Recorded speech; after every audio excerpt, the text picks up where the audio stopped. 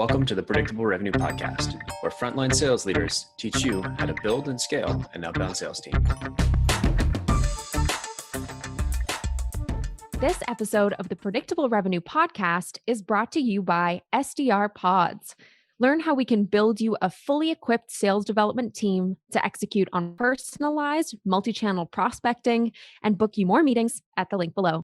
Wouldn't it be a salesperson's dream if you could just sit down at your desk, look at the list of people you're supposed to be calling that day with their accurate, up-to-date, direct phone lines right there in your CRM. And then when you dial, the prospect themselves picks up, no gatekeeper, they have time to chat, they love the idea of having a demo with you. Unfortunately, that is not really the reality of outbound sales. You've got to do a lot of hard work to be able to book a meeting, and especially if you want to book a meeting with a really difficult to reach executive from a large account. And according to my guest, if you're not doing the work, you don't actually deserve the meeting. I'm your host, Sarah Hicks, and today on the Predictable Revenue Podcast, I'm going to be chatting to an expert about how to book a meeting with a senior executive in any industry. He's a speaker, author, presenter, advisor, and an emerging technology specialist. In June of this year, he founded Productive AI, a company dedicated to making artificial intelligence more accessible to more people. He has more than 25 years of experience as a sales leader and management consultant for companies selling into multiple industries. Troy, welcome to the Predictable Revenue Podcast. Sarah, thank you. It's really great to be here. I'm super excited for this conversation. And I don't know if you noticed, I just deliberately skipped over your last name because I was afraid I wasn't going to be able to pronounce it correctly. That's okay. So actually, the world deserves to know. It's Angrignon. Angrignon. Troy Angrignon. There we go. The second G is silent. So it's very easy. Okay, perfect. Well, as I mentioned in its intro, you've got a ton of experience selling across a lot of different industries. So before we get into the kind of nitty gritty, tell us a bit about your history and how you got to where you are now. Sure. Yeah. Happy to do that. I actually had a really cool start. I left university just for a summer job, ended up just going over meeting somebody in the IT space, which I was very interested in, said, hey, I'd like to do some summer work. And long story short, I ended up working with him for the summer and then eventually just not going back to university and continuing to work with him. This is my first real sort of mentor in business, Gary Ralston. He runs a consulting firm with his wife now. And it was a really cool experience because he said, look, I'm leaving. I'm doing some business consulting trips and some other things. Come and run my business for me for the summer because, I'll be gone. You do that. And then I did. And then we just continued to work together for a couple of years. Eventually, I took that business over from him and continued to run it. And then after that, I had been talking to another mentor of mine, the one that connected us actually for this call. Nice. And he and I were chatting and he said, you really should go get some sales training if you want to work in startups and building businesses and things like that. Stay close to the revenue. I remember that phrase. And he had suggested the best training at the time was really through Crystal Decisions, which had folded into Business Objects at that point. So I went into Business Objects, did some sales training there as an inside account manager and learned a ton. I was supporting an outside account manager for oil and gas, Fortune 100 oil and gas.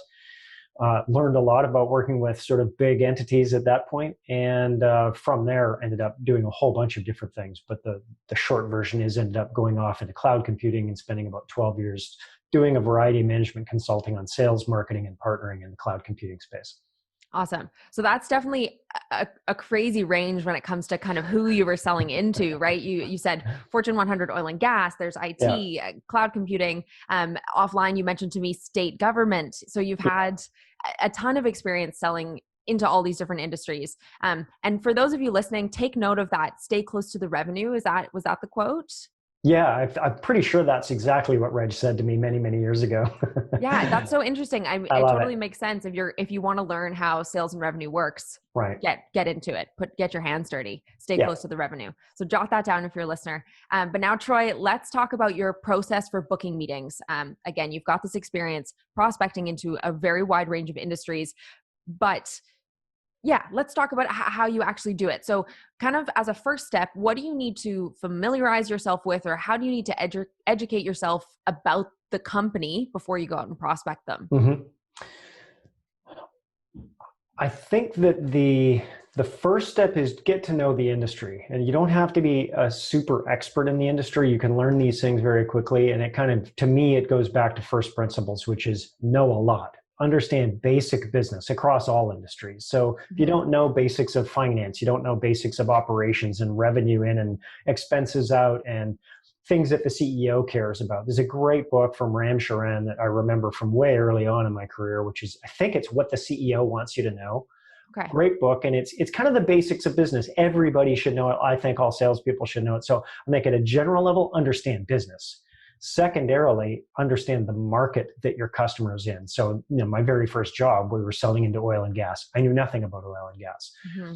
Downloaded a whole bunch of information from, I think it was SAP, which ultimately acquired them, which was, hey, here's our supply chain map of the industry. Here's how it breaks up. Here's what these different sub-component companies care about in this space. And they're different because they've got distribution or drilling or whatever. They've got different company types.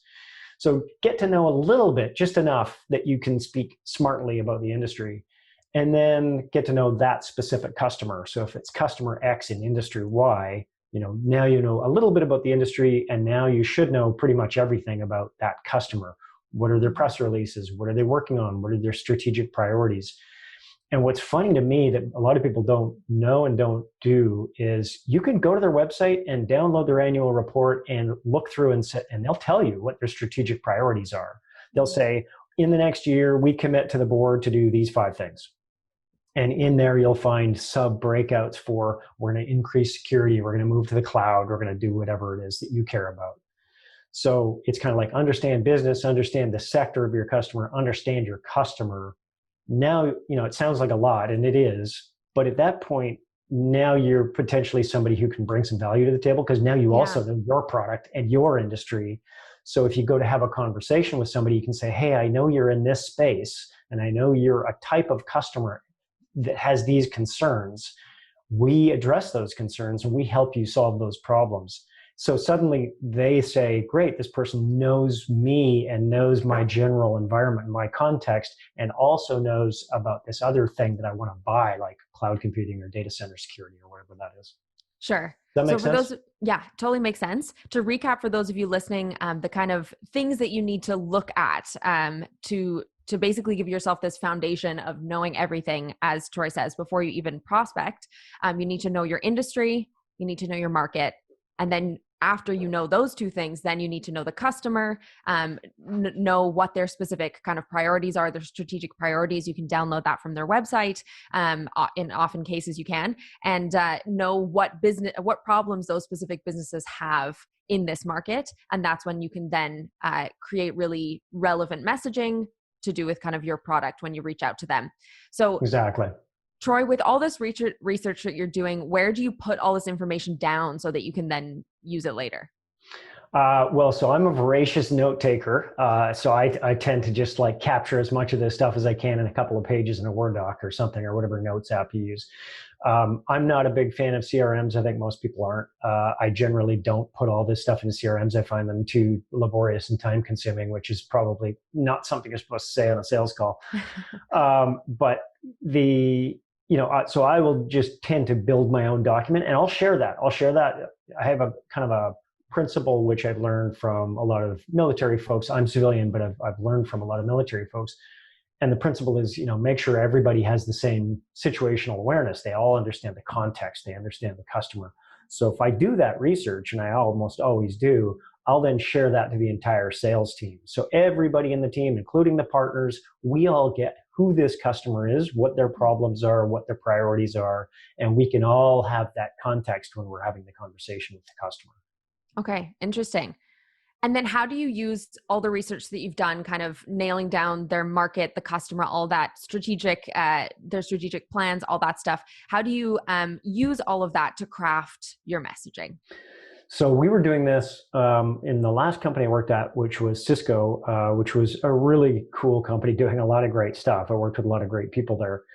One of the things that I would see is I was a specialist. So I always think of it as an overlay. So we had field teams that were directly working with the accounts. They owned the account. Then we had generalist specialists, which were kind of one layer up, which had still a pretty broad portfolio. And then we had the kind of hyper specialists, which was our team. So we were, very much specialized on 2 or 3 or 4 products. So I would work with the account teams, so a couple teams down, and that were the ones directly interfacing with the customer. And they would say, hey, I'm new to the account. I don't have access to the CIO, and I need that access to, figure out what we're going to do with these folks. So we do all this research together, and then we would talk to all the other people in the team, or maybe the prior sales manager or the sales account leader, or maybe the sales manager if they've got the history, and then map out that customer. Okay, here's their executive team. Here are all the people we know. This is pretty standard process, right? Who are our allies? Who are neutral? Who are negatives? What do we know about these folks? What are their priorities individually? So kind of do an executive team map and maybe a technical team map. And then at that point, we would say, okay, who do we need to access? In this case, it's the CIO. Then we would craft something, obviously warm introductions are always the best. So if there's anybody in the organization who can just directly connect you in and say, hey, this is Jane, she's new on the account team, she wants to have a 15-minute conversation with you. If you can get that to happen, perfect. But we always, ask for a reasonable amount of time, maybe 30 minutes. Can we do a 30-minute introductory meeting? And when we come into that meeting, and we've done this multiple times, we try to establish in the first 3 minutes or 2 minutes, we've done all this research. We know everything about everything. We've talked to every one of your team. We know all the projects they're working on. Suddenly that CIO goes, well, that's good because I don't even know all that. And this is great because now they see you as being valuable. You're actually feeding them information from their team. Right. And then we'll say, and we've already gone through all your strategic priorities. You already posted them in the annual report. So we understand that these are your top 5. Which ones are you focused on? And you can see the conversation is already, they're going, oh, they've already done their homework. I'm not wasting my time. This is going to be a very productive 30 minutes. And those 30-minute meetings usually go for an hour to an hour and a half, because then they go, great, let's get on the whiteboard. I want to tell you all about my priorities and how I'm going to make my name here and make my career by achieving these objectives. Awesome. So to kind of backpedal a bit, you mentioned kind of how you map the account. So let's get in a little more tactical into that. How do you do that? Are you reaching out to all of these people over the phone, over LinkedIn, over email? Tell me about the process of, how do you map the account as a whole before you get to that key decision maker? Usually it's internal. The way I've always done it is, certainly you can look at LinkedIn as well, but the reality is if you're in a larger company, which I've mostly worked in or with larger customers. I've worked in startups selling to large customers, or I've been in a large company selling to large customers. In either case, you have a lot of institutional knowledge that's not captured in your CRM. So what I would often do is just say, hey, who knows this account? And usually there'd be like a sales engineer, system engineer or something who goes, oh, I've been working with these guys for 15 years. Great, come on in. Let's sit down and talk and get all these names on the whiteboard. And so you just loop in whoever you can. Maybe it's a partner that's been working with them that's kind of their trusted advisor. Bring them in, bring their whole team in. And we would just make sure that, okay, now do we have a clear picture that we all agree these are all the players, these are their priorities, and this is kind of our history with them and what's already happened, the water that's already gone under the bridge, so that we have a shared context of who the team is and what their priorities are before we go in to have the higher level conversations.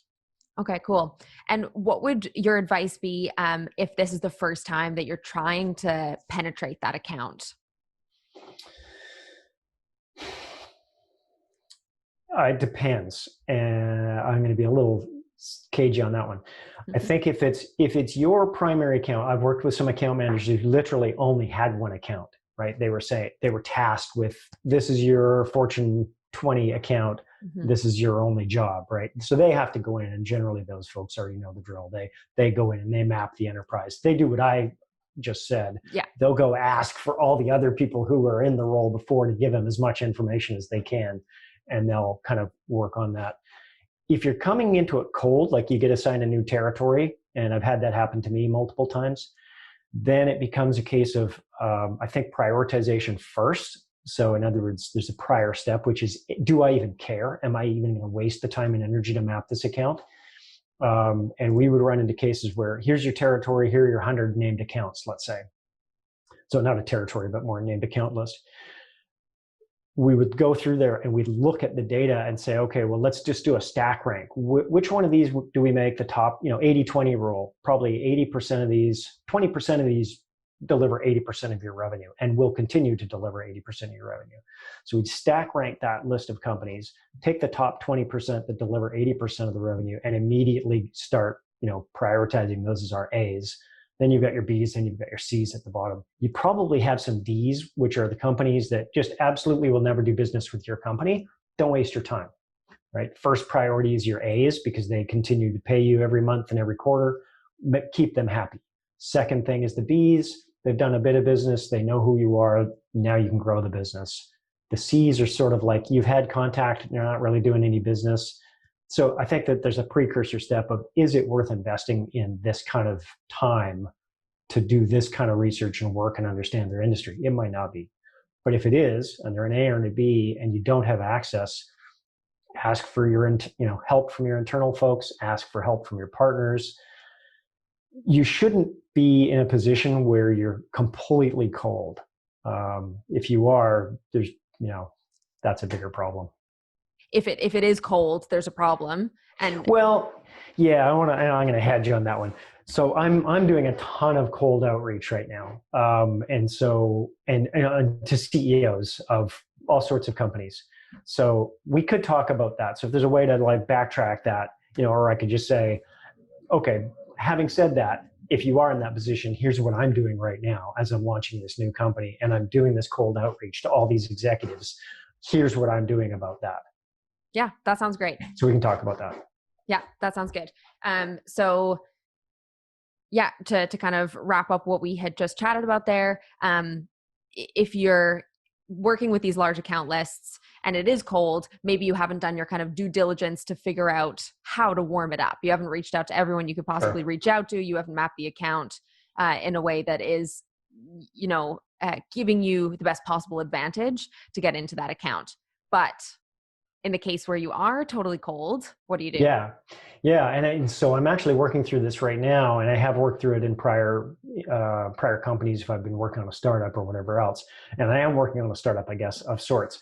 So I'm building my own podcast, and it will be attached to kind of a consulting services company in the artificial intelligence space. And so as part of that, like you guys did when you're setting up your podcast, I'm reaching out to a lot of people to say, hey, I want to do this thing to help educate business leaders on AI and how it can serve their business or their organization or nonprofit or whatever.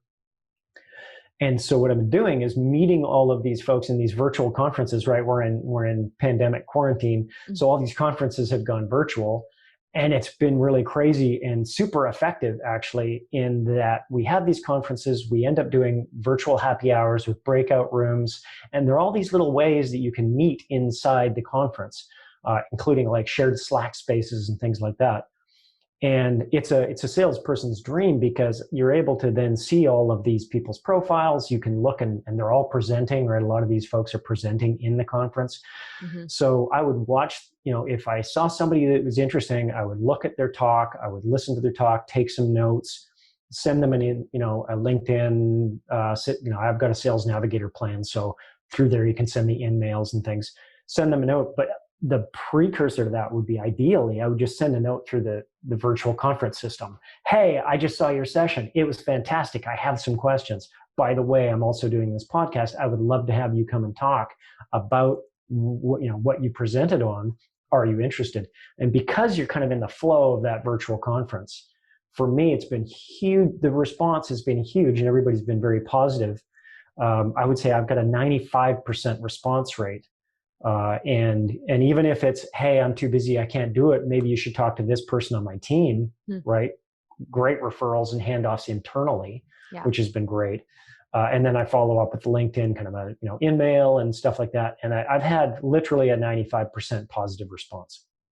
Awesome. So the kind of precursor is still to know about them. And one of the ways to do that is to be kind of viewing their content, or if they're, presenting at a conference or whatever, be there, listen to that. And that's your kind of key, your trigger, your like personalization content, because it still allows you, well, it's still cold technically, but It is cold. You're a little bit closer than kind of coming from nowhere.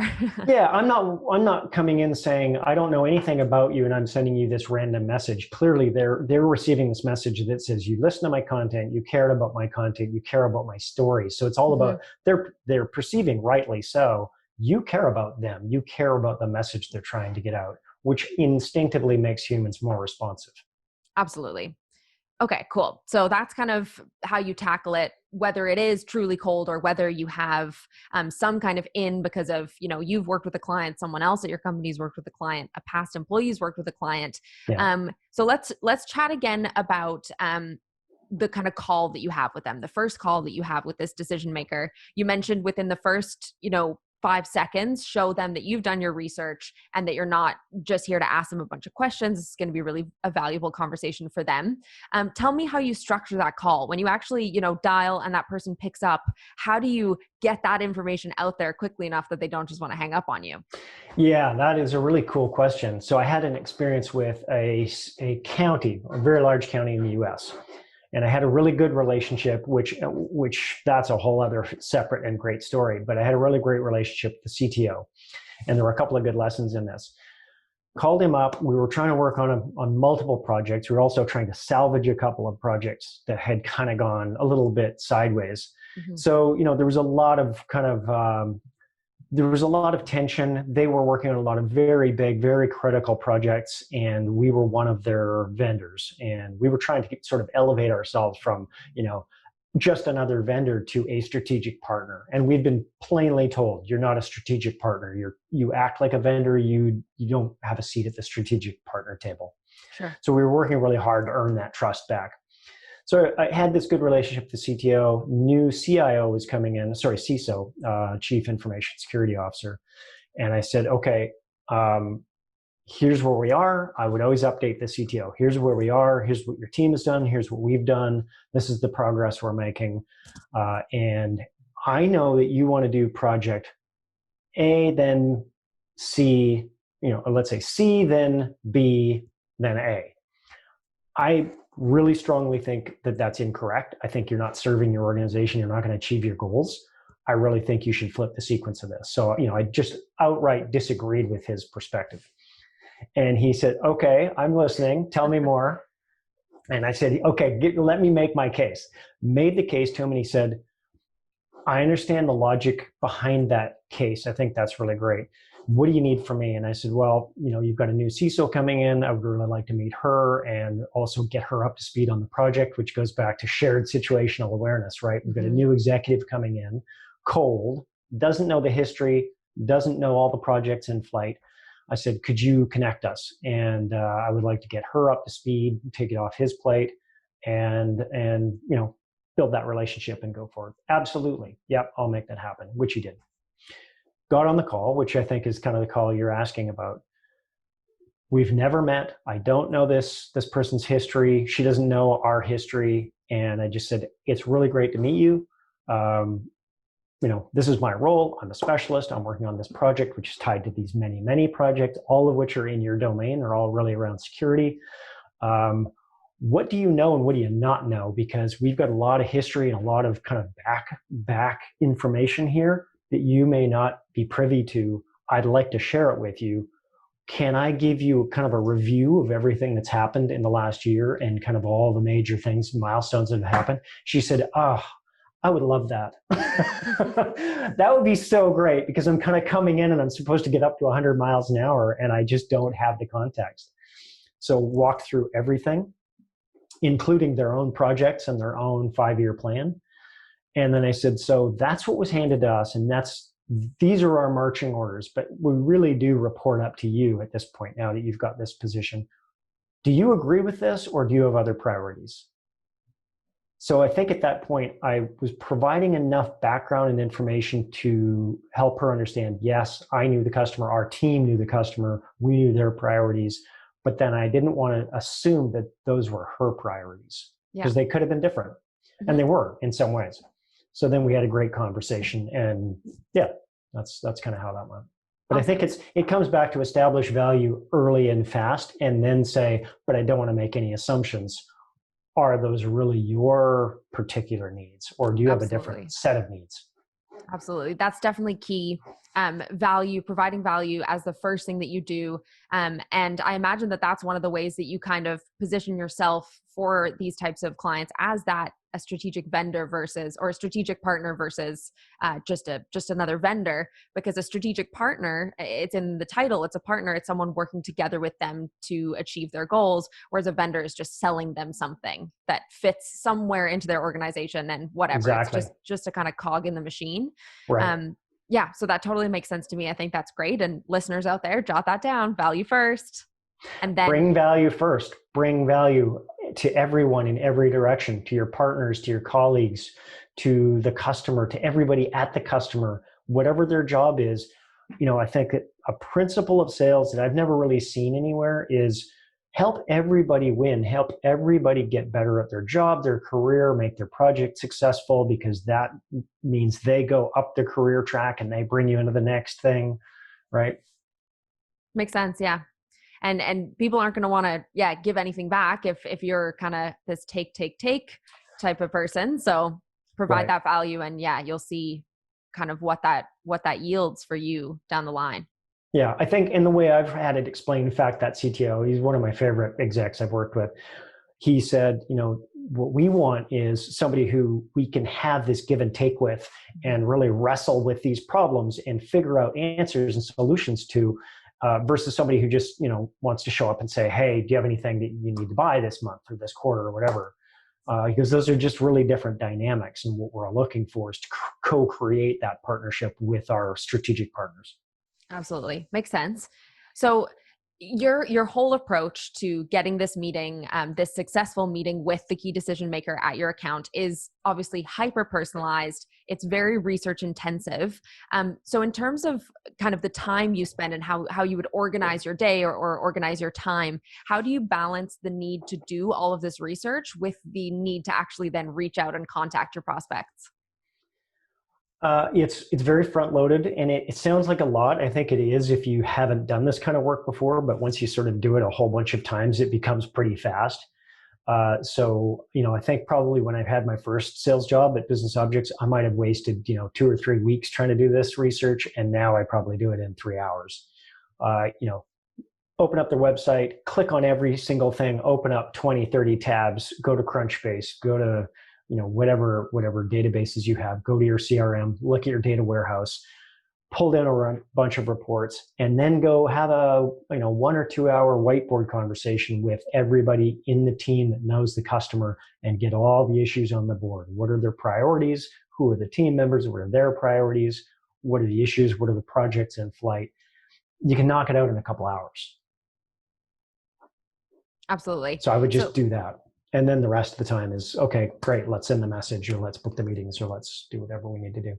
Right. And this makes sense because we're not talking, small fish, $5,000 deal. We're talking these really huge accounts, really, really difficult to reach senior decision makers. So it makes sense that you should invest this time up front before you even get going. And that, as you mentioned, everyone else at the company should be on board. You mentioned this kind of mutual knowledge of the shared situational awareness. Shared situational awareness. It's a great military phrase. Yeah, nice. So it makes sense that your whole organization, whether or not they're the salesperson, but as you mentioned, the IT person that worked with that account in the past, the whole organization, the whole company needs to be on board to get you this account. This is something that the whole company should have buy-in to, and everybody should prioritize that time to do that, couple of hours of mapping the account, because it's going to produce so much better results for the salesperson that's then got to go out and book these meetings. Absolutely. And there was a great phrase which I learned at Cisco, which I really love, which is win as a team and lose as an individual. Nice. It's a great phrase. Definitely. You mentioned kind of how you prioritize these accounts. You split them up into the A, B, C, Ds. The A's are the ones that are kind of consistently buying from you. The D's are the ones that absolutely are never going to. Yeah. How do you split those up? What kind of indicators are you looking at in those accounts to segment them like that? Again, the A's are probably your 20% generating 80% of your revenue. I've done that multiple times with multiple situations and territories where, you get 100 accounts and you look at the data warehouse and you go, okay, let's pull a report. Everything we've earned from these customers in the last 5 years, broken out by product category or whatever systems you have, systems of record. And literally, it would be 20% of that list would have generated 78.8% of the revenue or something like that. It was always roughly within 20-80 rule, Cool. Which was super cool. And so to me, those are your A's, right? That's the most obvious cutoff. Where you draw the next ones, up to you. I kind of think the next group below that, let's say you had 100 accounts. So your top 20 accounts generated that. Maybe it's the next 20 accounts are your B's and the next 20 accounts are your C's, and kind of you just don't care about the ones after that. It's just too much work.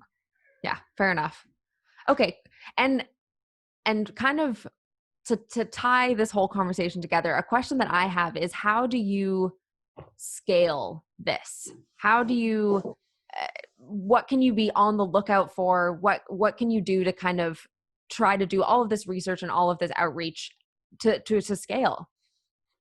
We did that at, we had a project around ransomware, and it was kind of an attempt to do exactly what you're saying. So the idea was, could we reach out to all of the CISOs at all of these different states and county organizations with a common set of messages to try to get access to a bunch of people we didn't already have access to?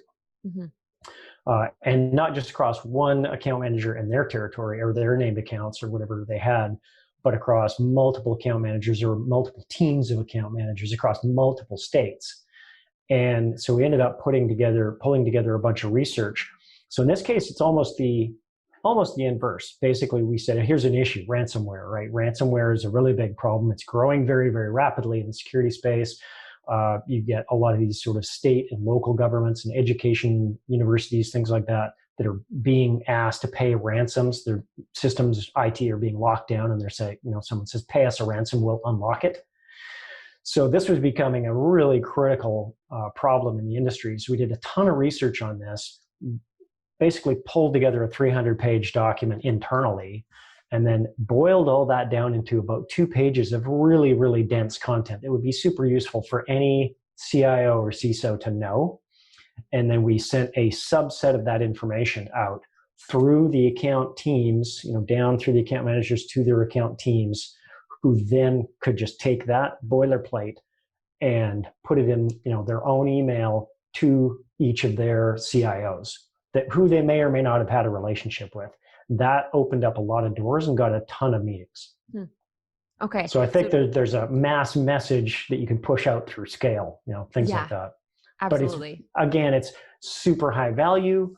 There was enough information in there that whoever received it could go, this is better information than I already have. I already know I have a problem, but this is telling me the problem is bigger than I thought it was, and that these folks would like to have a conversation about potential solutions, which is great. Right. And it meant that also before you even reached out, you had done so much research to know what exact title in what exact industry or market was even going to have this problem. So it's not just a massive kind of spray and pray to every, IT individual that exists everywhere. Correct. You kind of boiled it down. And this was done by market. This was done by state and local government only. Right. And so it was focused on that. It was only talking about the metrics were all about state, and it gave a bunch of examples and a bunch of lawsuits and a bunch of links so that they could go, oh, you're sending me critical information about my peers. I should be paying attention to this. Exactly. So it goes back to everything that we've kind of chatted about from the beginning of this podcast, that all the research that needs to be done on the industry, the market, the title, the types of pains and priorities that they have. And from there, you can, personalize at scale, because if you know what that individual is going to care about, you can reach out to multiple of those individuals within the same market with the same messaging, which is what you guys did successfully with this example. Yeah. And I think that's the key is, certainly if you're selling one specific project to one particular company, you need to know every person on that executive buying team and what their priorities are. But if you're trying to just get the attention and get the message out, then you can do this other kind of version where you're doing messaging at scale, but it's tailored messaging at scale, sector and title specific. Yeah, absolutely. Well, in your career, you've won huge clients like Apple, Google, AT&T, Korea Telecom, and then massive state governments like Washington, Oregon, Idaho, the Northwest, basically the whole Northwest. And what is the one universal lesson that you think you've learned in trying to reach out to all of these difficult to reach decision makers across all of those industries? Help them succeed in their career. I mean, it comes down to that, right? CIO, the typical joke in the industry is CIO stands for career is over. I've sold mostly to CIOs and chief information security officers. And they, for the most part, they're always balancing this edge of wanting to push the organization forward, but that can, cut them if they make the wrong decision, they pick the wrong architecture, they go down the wrong track. So there's always this real risk inherent in what they're doing, which is I want to keep the organization running, but I also want to move forward and I want to take chances and take risks. And I think ultimately it comes down to know so much about your space and your product and the general trend pattern direction that you're really useful to them, and you can help them navigate those waters, the technology waters. That's my specific case. But I think if you to generalize that principle, it's be so useful that they feel like they want to have you at the table and they want to be treating you like a strategic partner because you treat them like a strategic customer, and help them achieve their goals and make their career go forward and check off their objectives. And if you are working towards that all the time, that automatically keeps you focused on them. It keeps you focused on their priorities, and focused on what they care about, as opposed to you saying, oh, it's quarter end, I need a deal, can you sign this PO? Cool. They will naturally do that because they already know that your focus is on them. You'll start seeing things like, hey, it's quarter end, like, do we need to pull some deals forward for you? Things like that. That comes from a good relationship. Nice. Well, thank you so much for coming on the show, Troy. We covered a lot of ground. Thank you, Sarah. And I think a ton of our listeners are going to get a ton of value from this. There's a lot of stuff here that they can really implement themselves.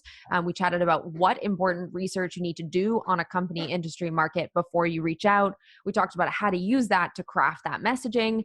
And then we talked about how to actually have this call with a prospect that shows you know more about your business than they even do and doesn't ask them to answer 100 discovery questions. And finally, how to kind of prioritize your time, how to prioritize accounts, and how to scale all of it when you can. If people want to learn more from you, where can they get in touch with you? LinkedIn is great, Troy Angrignon, with the silent G at the end. And so you can find me there, and also at productiveai.com, which we just launched. Awesome.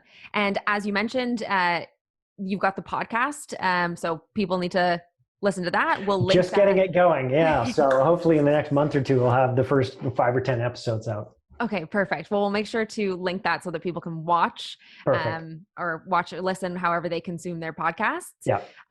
Thanks again so much for being on the show. Thank you, Sarah. This was great. I appreciate the time. Have a good one. Take care. Bye.